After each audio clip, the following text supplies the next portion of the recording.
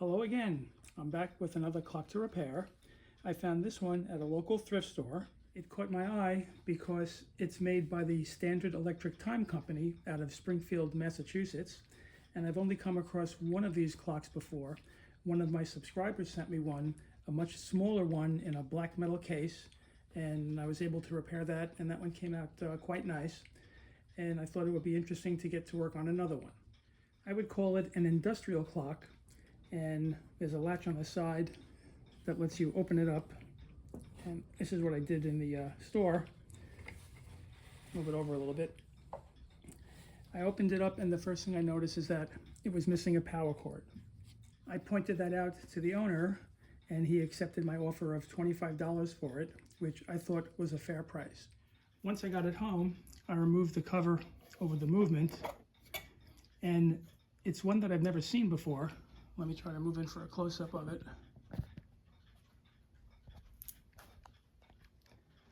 It has a few gears here.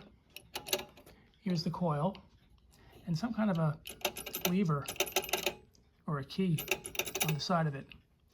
And it was something, as I said, I haven't seen before. But I figured let me at least hook up a power cord to it and we'll see what happens.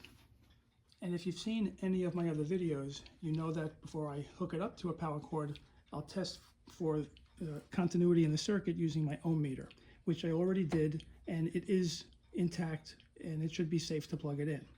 But even knowing that, when I do hook up a power cord, I'll use a power strip and I'll plug it in here, hook up the wire, and then turn the power on. That way I can turn it on and off very quickly and just give it maybe a second of power to see if the second hand is going to move, just to minimize any chance of the power causing anything to burn out. So that's what I did, except instead of the clock running when I turned it on, the movement emitted this really loud buzzing sound. I quickly turned it off, turned it on again just for a second, and again just this loud buzz. And so I shut it down and really had no idea what I was dealing with here. So I reached out to a friend who also repairs clocks as well as collects them. I sent him some photos of this, and he tells me that I have a slave clock, and under no circumstances should I plug it into 120 volts because I'll burn out the coil. I'm thinking, well, that's great. So I checked it again with my ohm meter and was happy to see that I did not burn out the coil. The circuit was still intact. He went on to tell me that this is part of a slave master clock system. And the way it works is you'll have one master clock. It could be in an office building, in an industrial building, maybe a school, and there'll be several slave clocks in the building.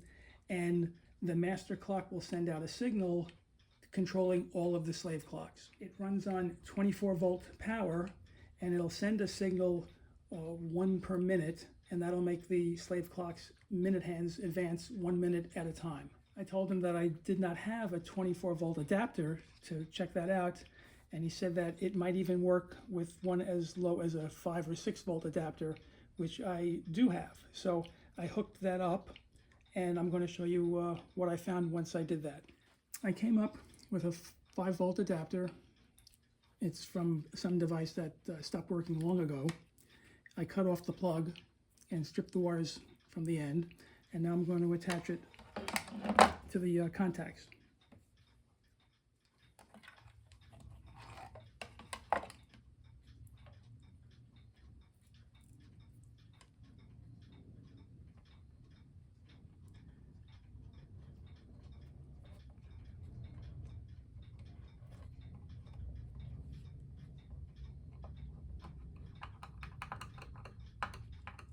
All right, there's one.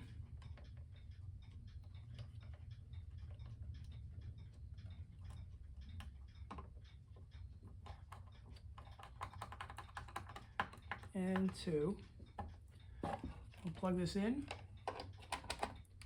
and we'll turn it on and then off.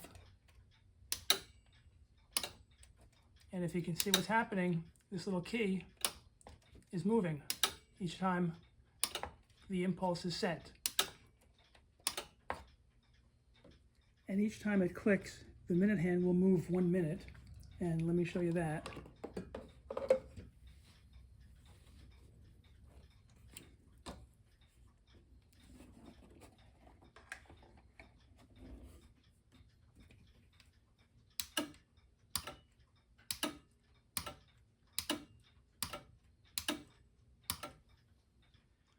So what I have to do to get this working properly is I have to come up with a master clock. My friend sent me some links on where to get master clocks. A couple of them were on eBay. One was selling for $129, another one for $139, and they were small electronic boxes that you would hook up to the clock and it would send that impulse once every minute. Another one was being referred to as a low-cost master clock. That one was only $99. You needed to assemble it yourself, and it looked to me like you almost needed a degree in electrical engineering to figure out how to put it together. There was a fourth option of programming your computer to run it, also very complex. None of these options work for me. So what am I left with? I think the only choice I have until I'm able to come up with a master clock is to put in a quartz movement, which I sort of hate to do, but the one advantage of doing that, and I'll show you what that is, it's that there's enough room inside the case that when I take out the movement here, I can store it inside the case and get it working with a quartz movement, assuming I can get the hands of this clock to fit a quartz movement, or if I can come up with some other large hands suitable for a quartz movement. And if I'm lucky, at some point I'll come up with a very cost-effective master clock. My next step is to see if I can come up with a suitable quartz clock for it. And if I can, I'll begin taking all of this apart. One reason I want to try it is this is a real solid wood case. And I think that if it's cleaned up, stained and polished, this will come out looking really nice. There's some paint on it from, I guess, wherever it was located. The place had been painted and there's drips all over it. But let me get to work and see what I can come up with. I've come up with a quartz motor that I think is going to work.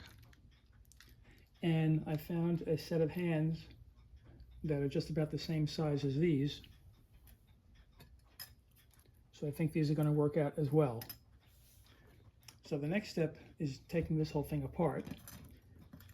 Now the problem is I can't undo the glass from this side, and to get the motor removed from the dial, I see 3 screws from this side.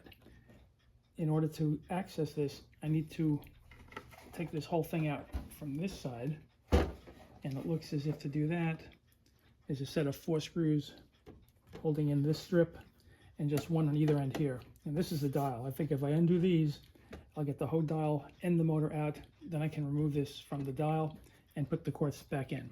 So let me get set up for that. I'll start with these 2.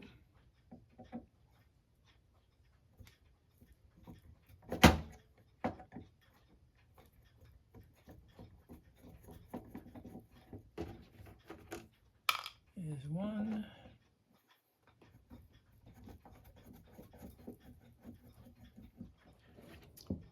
I also have to remove these wires from here.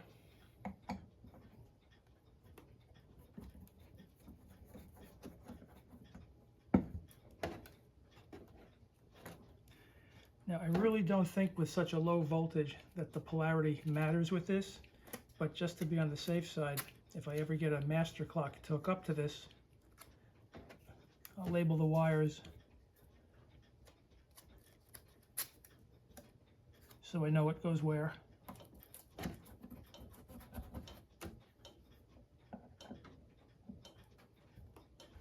Whoop.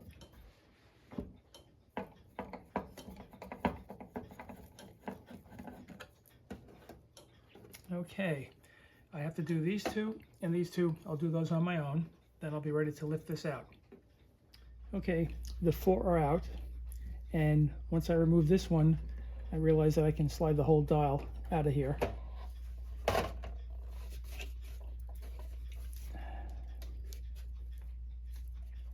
And let's see what's up with the glass. That seems to be fixed. There's actually a wooden ring holding it in. That's something I didn't expect to see. Let's close it up.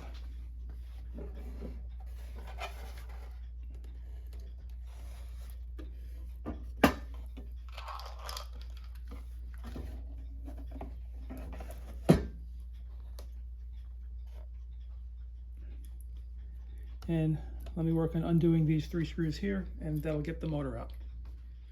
But first, I have to remove the hands, and they're being held in with a tapered pin. Let's see if I can remove that.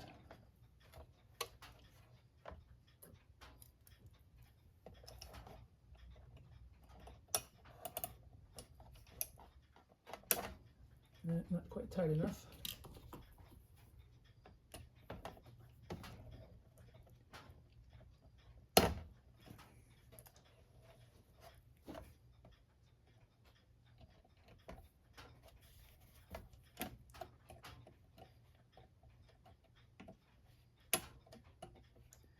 Now this is quite tight. Oh, there we go. There we go.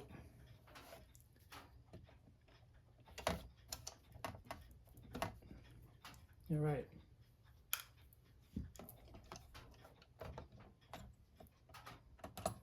It's like a washer holding it in.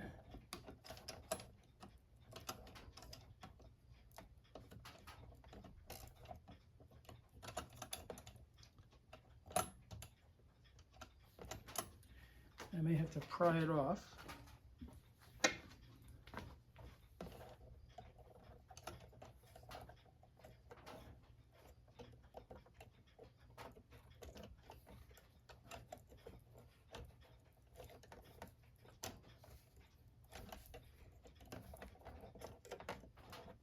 Well, there we go, scraping off a lot of paint from the hands, but those can be repainted.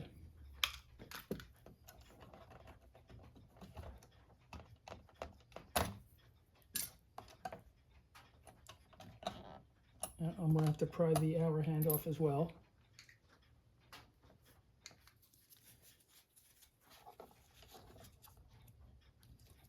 I'll use this to protect the dial.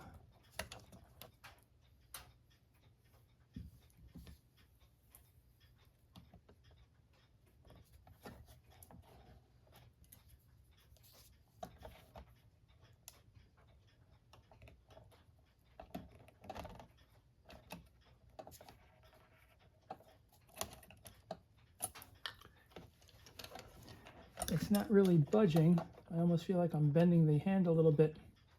Let me take a closer look. I may have to put a bit of WD-40 around here to loosen it up.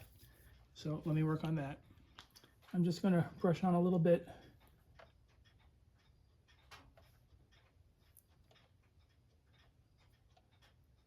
And let it soak in for a good 10 or 15 minutes. And then we'll see how we do.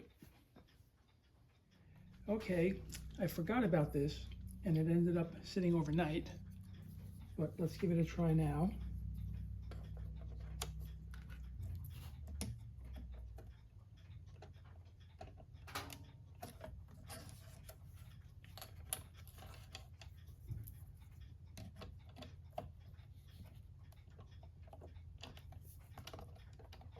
It feels like it's moving.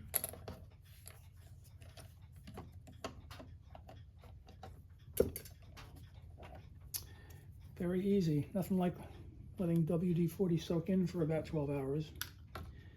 Let's undo these screws.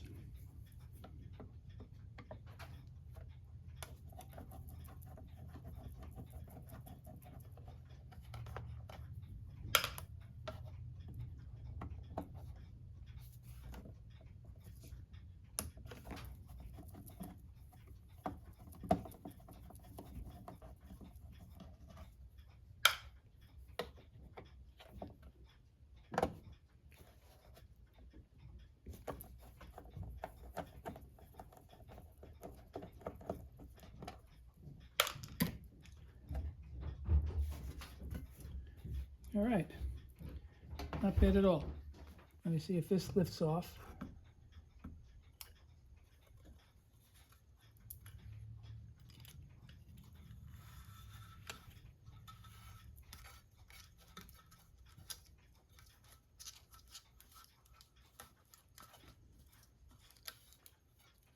Okay,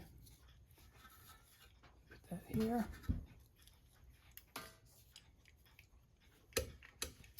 So what I want to work on next, I'm going to clean up the dial. I'm going to clean up the wood in the case and the glass, and then I'll be ready to place the quartz movement in the dial.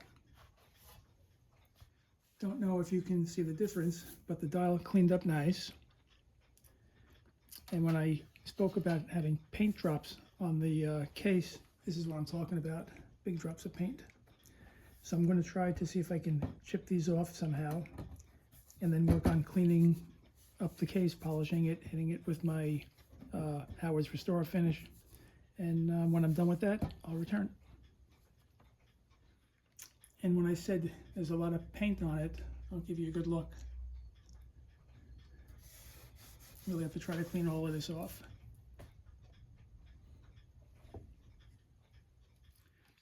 I was able to remove quite a bit of the paint. And next I'm going to look to clean the wood. I use a wood cleaner for that. You just spray a little.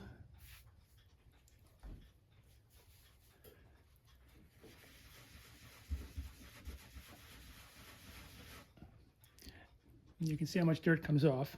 So I'm going to do this to the entire case. I've finished cleaning the wood. It looks a lot better. And to show you, this was a clean cloth when I started. And you can see how much dirt is on it now. I have to wait for this to dry up before I use my Howard's Restore finish. In the meantime, I'll clean the glass. Okay, everything is clean and dry. I'm going to use my Howard's Restore finish. And you merely apply a little bit in a small area, wipe it on, and then wipe it right off. And you can see the shine that it gives it. I'm going to go ahead and do this to the entire case, and then I'll be ready to work on the getting the quartz movement into the dial. I've completed the work on the case. I think it came out looking really good, and because my goal is to eventually come up with the proper master clock to power this, I'm going to hold on to the mechanism that came with it, and I'm going to secure it inside the case. There's room here for it, so that when I find the proper motor, it'll be here. And to do that, this I have to slip the wire through here.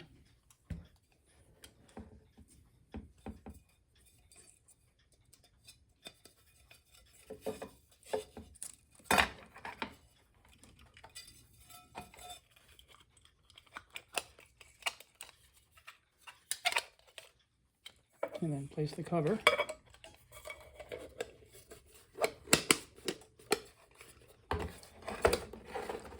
And I'm just going to secure this with some tape.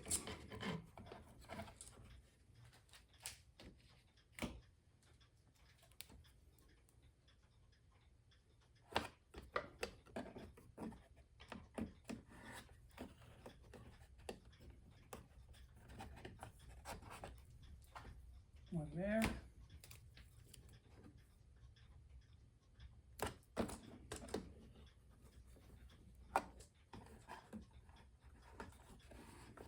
And because this is the bottom of the case, when this is hanging on a wall, it's not going to go anywhere. I'll do the same thing with the hands.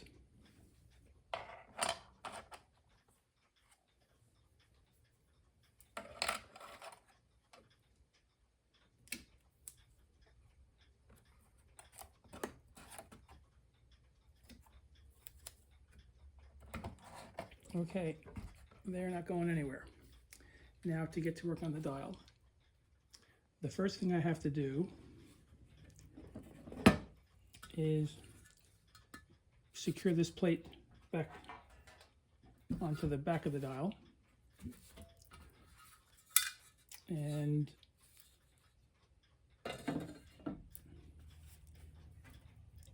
it seats like this.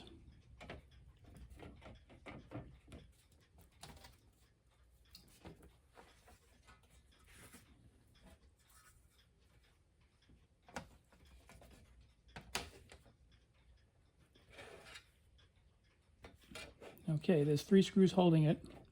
I'm going to secure those on my own, and then I'll continue from there.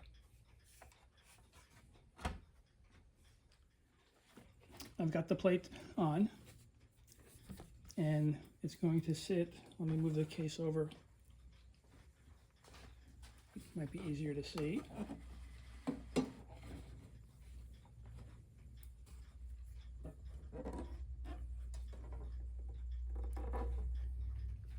This will seat over here. Now when I put the quartz clock in, I want to try to mask the fact that it's quartz. So in that effort, what I plan on doing is there's a lot of brass parts that secure it. Various washers and screws and nuts. So I'm going to paint these black. Then I'll be ready to put it all together. The parts have been painted.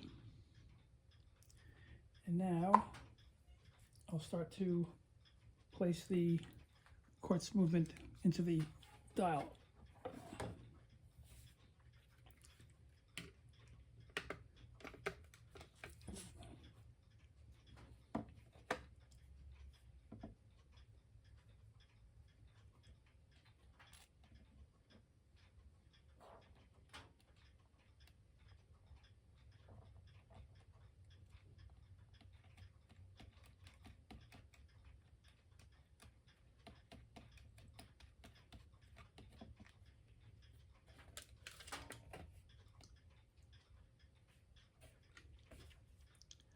Okay.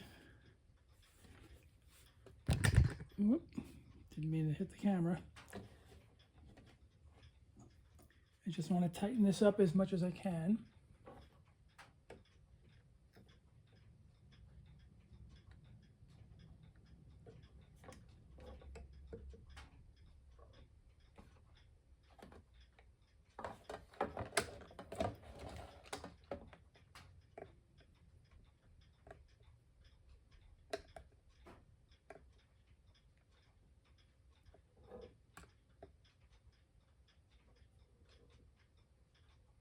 There we go. Now to place the hands. Let's just get this centered. There we go. All right. So the minute hand fits one way.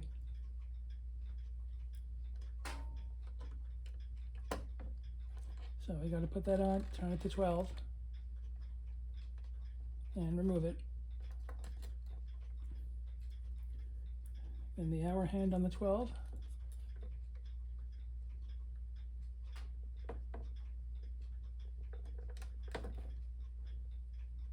And the minute hand.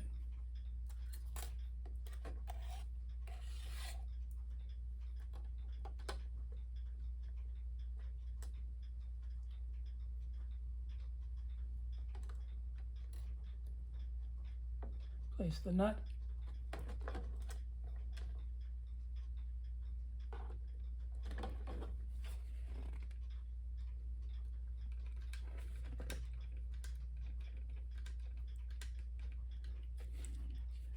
And now the dial goes back in here.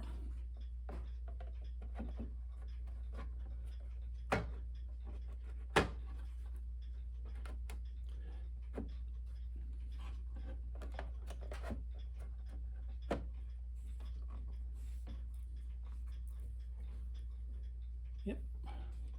So I have to place the screw with this washer on this side and the 4 screws here. Let me work on that on my own.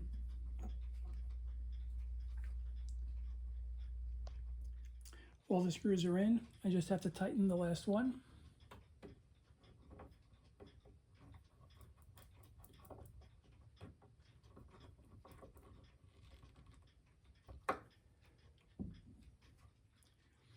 I'll put in a battery.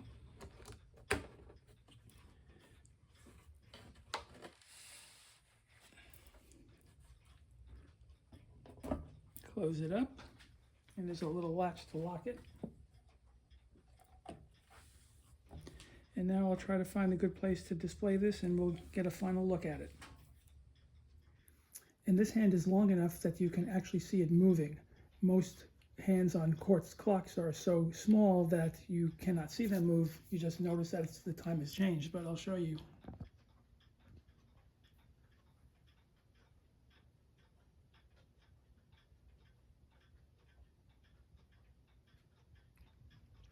So, as I said, let me find a good place to display it, and we'll get a final look at it. It's set up. You're looking at an institution slave clock made by the Standard Electric Time Company out of Springfield, Massachusetts. These were commonly found in industries, hospitals, schools, usually in the 1950s to 1960s, although this particular one I think was made in the 50s because it's such a heavy wood case.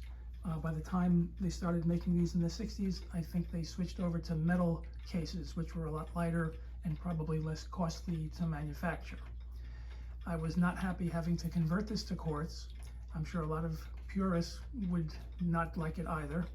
My plan is, if I do come across a reasonably priced master clock, I will convert this back to the way it was meant to run, and I'll make a part 2 video to go with it. I hope you enjoyed this one. Let me know any comments you have, good or bad, and that pretty much wraps things up. Bye for now.